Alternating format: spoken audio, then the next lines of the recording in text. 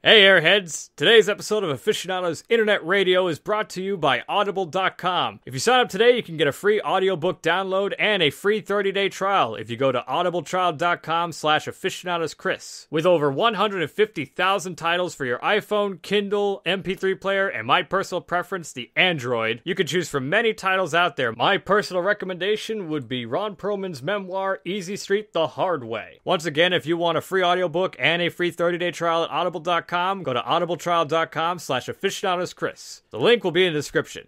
Now, let's start the show.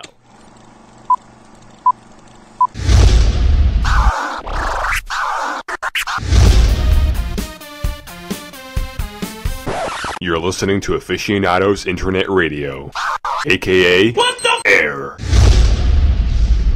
Hey everybody, Aficionados Chris here, and I hope you're all having a wonderful day listening to Aficionados Internet Radio, and today I have a extremely special guest, someone who has been a major inspiration to not just me, but several other aspiring content producers, whether they be reviewing movies, reviewing TV shows, or comic books, especially in his case.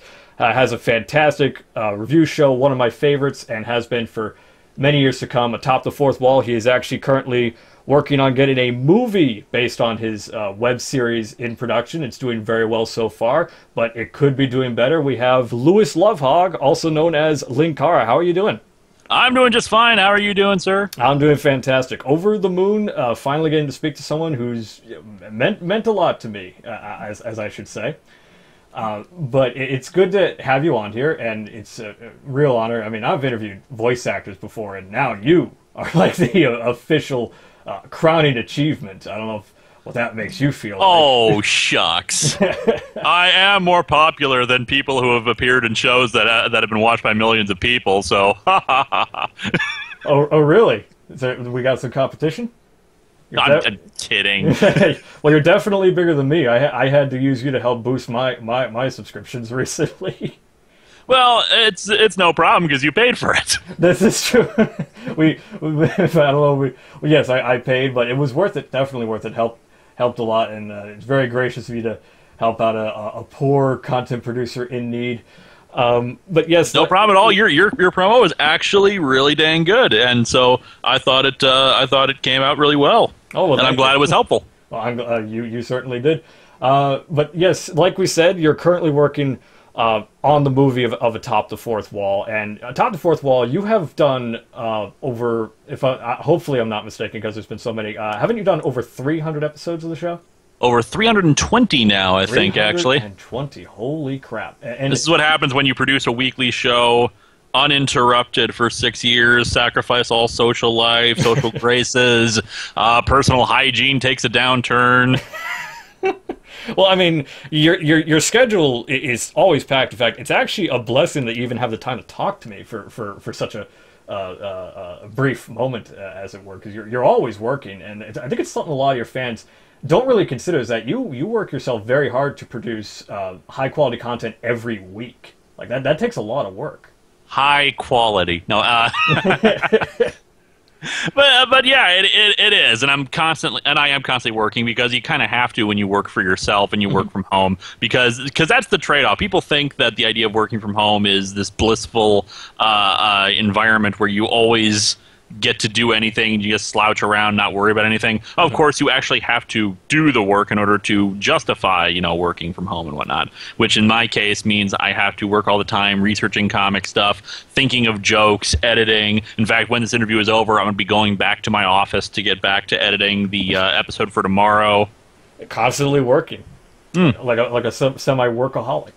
Yep, and then of course now with the Patreon, I had to set up like actual release dates for History of Power Rangers, which means I actually have to, do all the workload for that one, which had slowed to about once per year if we were lucky, because it was just so time consuming to do that. So I've got a few things on my plate now. I think a few is an understatement. You still got Omicron Let's Plays to work on as well, don't you? Yep, a lot more Pokemon Omicron, which I need to edit a whole bunch more episodes. With Omicron, I edit them in batches because mostly it just involves plugging the footage in, letting it play out, cutting out dead spaces, and it's probably one of the easiest things I produce. So I can just get a whole bunch of them out there and have a buffer. Yep. But I think I've done like 2 episodes now on buffer, so I need to edit some more together. But I got MagFest coming up next week, so. And that's another thing. You do a lot of traveling because you go to a lot of conventions as well. Do you ever have any time to yourself? Last weekend I took my first vacation in like 2 years. Oh Jesus! Actually, I say that. Actually, 1 year, because if we count me going off to the wedding of Paul and Elisa, that was, I technically counted that as a vacation, but I was actually sick during that too. So. I actually wasn't even aware of that. Well, congratulations to them, I suppose. You're really not following things. They have a baby now, too. Well, oh, my goodness. Well, I mean, there are a lot of producers on that site. It's hard to keep track of everybody's social life, I suppose. Yeah, it's all good. No worries. Yeah. But I think the one thing I want to bring up, and, to bring up a previous point where I said that you have heavily inspired not just me, but a lot of other people. I think the one thing, I think it's obvious, one of the big things that sets your show apart from a lot of the other ones is the continuing storylines, which has definitely kept my interest. It's one of the only shows where, not to brag, but there are other shows out there that do weekly episodes. Nostalgia Critic does them at least bi-weekly. Brad Jones does his show every week, but your show's the only one where I actually get giddy and excited when a new episode comes out, because I love the reviews, but I'm also very invested with the storylines, and I think that's a really hard thing to say about a web review show that actually has storylines that I get sucked into, because the characters are great, the acting's pretty good, I'd say, and they're just fun to watch. What made you decide that a review show should even have a continuing story or characters or anything like that? Was there any kind of third-party influence, or was it just something that you just came up with on a whim? Well, it's pretty much exactly what you said right there. Your giddiness and anticipation of each passing week. I wanted something to draw viewers in and want to keep coming back week after week to see if the storyline would develop anymore. And I thought, well, okay, we'll do this thing where there's like a robot version of me running around, and I'll figure out the details later. Well, I'm not kidding either. The first 2 storylines were very much half-baked and flying by the seat of my pants, just trying to make up stuff as I went along. Usually near the end of them, I'll have figured out where it's going. But those first 2, I had nothing really planned. I just kind of started. I had random ideas, and I figured I would figure out how they all connected later, and they actually did end up going well. After that, I've been more studious in planning things out and figuring out how they'll work, foreshadowing and elements like that. And because of that, I think it segues perfectly into the fact, because you do these storylines, you're going to eventually, because the IndieGoGo is doing fantastic, 43,000, I believe, you're currently at? I think we just hit 44,000 this morning. Yeah, we in fact are at exactly 44,000. Oh, 40,005, I just updated. There we go. It keeps going. It keeps going. Yep, and we have just under 2 weeks left now. So what I'm hoping is we will make the 50,000 goal, because 40,000 was the bare minimum. That was exactly what we needed to make the movie. The extra money will go into paying the actors off some more, because I right now have a set budget set aside for their time. I'd like to give them more, and it's also emergency money in case things end up costing more than we thought they would, as well as additional set piece details, because one of the aspects of this is we're going to actually build a Comicron 1 set, which I'm very excited to see what that's going to look like. And I think people will like it, because I've had multiple meetings now with my set designer, and he's putting the wheels in motion. He's going to actually start physically building everything once the IndieGoGo is over, because I need to actually start paying him stuff then.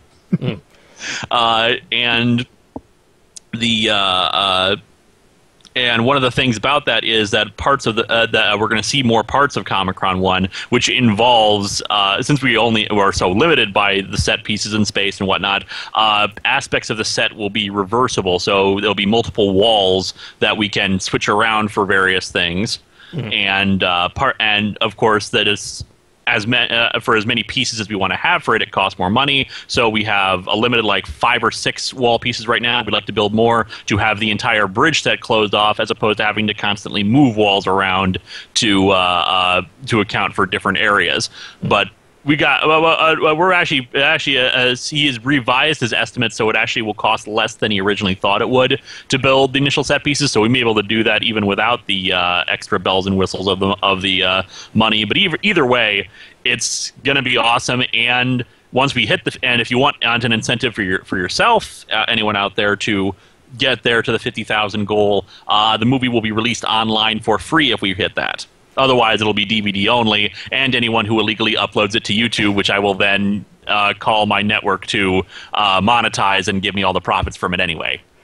You thought of everything. It would actually be a benefit to be able to see it online, but as someone speaking who's bought the first 2 volumes of your DVDs, I don't mind at all buying a physical copy of this thing. I support physical media and independent artists. Likewise, I'm actually as much as I'm happy that digital media has proliferated everywhere, I'm sad that that people seem to be calling this the death knell of physical media, because I much prefer having physical media on hand. Well, considering my whole series of videos and career is built on physical media, if that goes away, I can kiss my career goodbye. So I certainly hope that doesn't happen. It's actually why I don't have Netflix or Hulu Plus or anything like that. It's not that I don't want to be able to watch a bunch of other TV shows and whatnot on there. It's that it's completely worthless to me whenever I need clips or whatnot from shows, because I occasionally have reference gags, or I'll use clips of a movie or something to just as the background stuff to illustrate like a movie adaptation or whatnot. Yeah. And I have no idea how to rip from Netflix, if that's even possible. Well, I mean, I can't. So it's useless to me if I want to actually have that. You would need fraps or something to do that. Yeah, it's a lot easier to just throw in the physical disc and rip it off. And yeah, besides, I've paid for the physical disc, so why shouldn't I be able to? It's too complex for such a minute thing. But the most important thing that I would like to know, and I think everyone out there who's probably who've heard of the show or have seen the show are probably wondering, what inspired you to want to take Atop the Fourth Wall to feature-length endeavors? Ordinarily, I'd say to the big screen, but we don't even know if that's going to happen. Oh, that's not going to happen. You could see maybe AVGN the movie do that, considering he's. I mean, you can't see it right now, but I am at mid to low level of internet celebrities in terms of overall popularity. Yeah. Then you got stuff like AVGN, which is 7-digit viewership kind of a thing, where he's known even among people who aren't who don't frequent geek circles or the like. Yeah.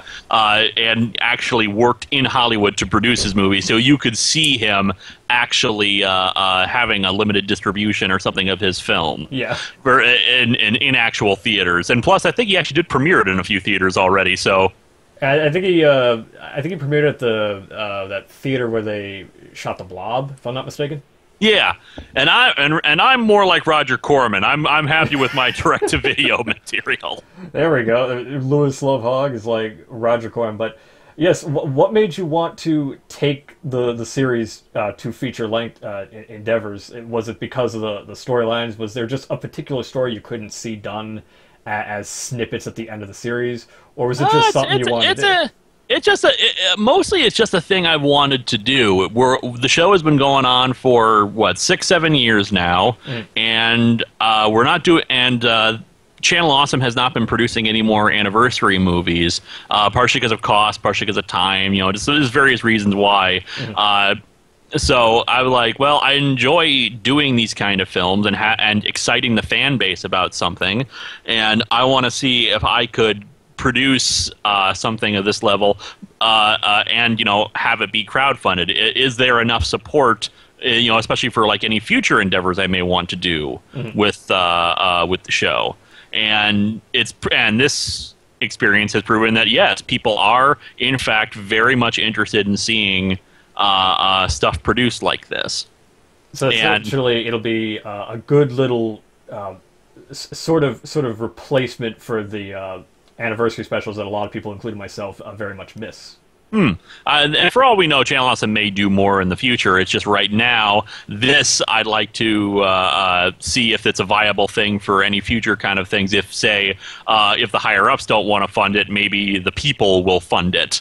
But in terms of why this particular story, it's not going to be the most groundbreaking, ultimate adventure, super-duper awesomest, best thing I've ever produced. But it's just a fun adventure story.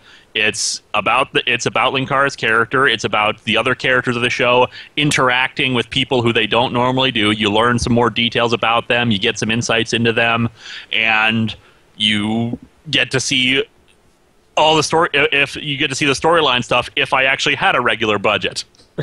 Well, there you go. So it's like a bigger budget episode of Atop the Fourth Wall. Except apparently, at least according to the synopsis, there won't be a review in it like the AVGN movie. There will not, because there's not really any comic book like that that has that kind of reputation as E.T. has. There might be there are certainly really awful comics and ones that are so infamous that I've had to end up reviewing them. Stuff like the Doom comic, Holy Terror, stuff that is very, very well known, but is not exactly. But nowhere near the story level of E.T. for the Atari 2600. In this case, the movie is not about reviews; it's about the characters behind the reviews, and of course the fact that Linkara is a comic reviewer is still a part of it, and it informs something that will happen later on in the movie. But in terms of an actual review during the movie itself, it just doesn't work. Well, that and any comic book you throw in will probably get some kind of copyright issue. That's the other thing. It would have to be something public domain or something I just made up, and who would want to see me review something that doesn't actually exist? Wow, you'd be surprised, if I actually reviewed Blood Gun. There you go. Now, the biggest thing, you're kind of notorious as you're very particular as far as continuity, how your series connect, especially when you were in anniversary specials. You made sure that what was in the specials still kept in continuity with the show and your storylines. Are we to believe that the movie is set in the same continuity of the show, or is it its own standalone thing? It is set in the same continuity of the show. Because I am a hound for that, and something I'll be getting into in actually the next History of Power Rangers, which covers Power Rangers RPM, is the fact that I'm not really a huge fan of different universe kind of things where they have the same general premise. It's like Mobile Suit Gundam. You ever watch any of Gundam? I did when I was a kid, but it's just so long ago I actually don't remember much of it. Japan loves this thing where they will have a show which, the story goes on for a while, but then they'll suddenly decide, okay, we're going to start over, new continuity. I don't like multiple continuities of the same franchise. I much prefer a long, ongoing story for as long as they can push it, introducing new characters to keep things on. It's very much a superhero comic mentality, because I love seeing what's the next story, what's the next thing that's going to happen in these people's lives. And it's rare, of course, to see that kind of thing these days, especially with increased amounts of retcons and whatnot, and huge universe reset kind of a thing. It's a shame, but I understand why they do it. And I'm not, and I don't hate the individual products if they do separate out. But in terms of actual theory, I don't like separate continuities. I much prefer one big ongoing story. So yes, the movie will indeed be in continuity with the rest of the Atop the Fourth Wall storyline. Well, I guess it's good to be an Atop the Fourth Wall fan. It'll be self-contained. Of course. You don't need.